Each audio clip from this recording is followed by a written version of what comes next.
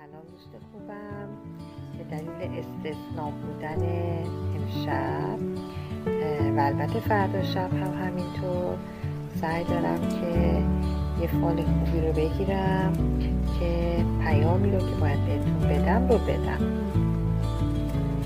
فروردین ماهی عزیزم، به 2 چیز داری فکر میکنی، 2 مورد، 2 کار و نگران هستی. نگران نباش، هر دوی اونها توی 2 مرحله برات انجام میشه.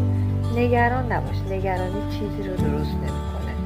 اصولا وقتی که تو نگران هستی، فرکانس نگرانی تو مانع رسیدن اتفاقات خوب به زندگی میشه.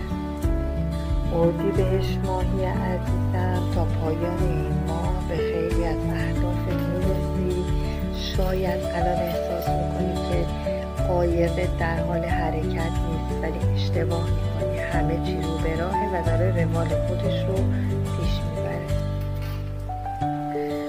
خرداد ماهی عزیزم، میگه از یه دوگانگی بیا بیرون. یه تنابی رو یه سرشو گرفتی، هی تو داری میکشی، هی اون سرشو یه نفر دیگه. انگار که روی یه موضوع لجاجت داری میکنی. خودت هم میدونی که لجبازی کردن فقط وقت صرف کردن و اشتباه تصمیم گرفتنه. کمی بعضی وقتا مدارا کردن میتونه نتایج خوبی رو بده. تیر ماهی عزیزم، داری یه ترمز دستی رو میکشی، یعنی باید بکشی.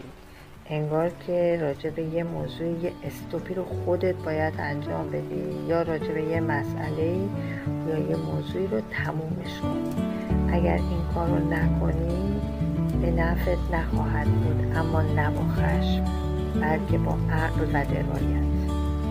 مرداد ماهی عزیزم، این روزا خیلی نظاره‌گری، انگار که داری از بالا همه چیز رو میبینی.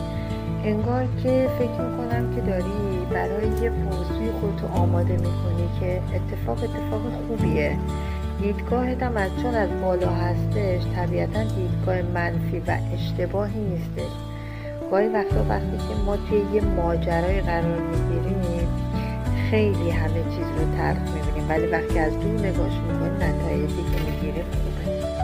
شهریوری جان، هر کاری که داری میکنی برای خودت میکنی، مثل یک شیری افتادی که تو بیشه خودت داری میچرخی و هر چیزی رو دوست داری سر جاش قرار بدی.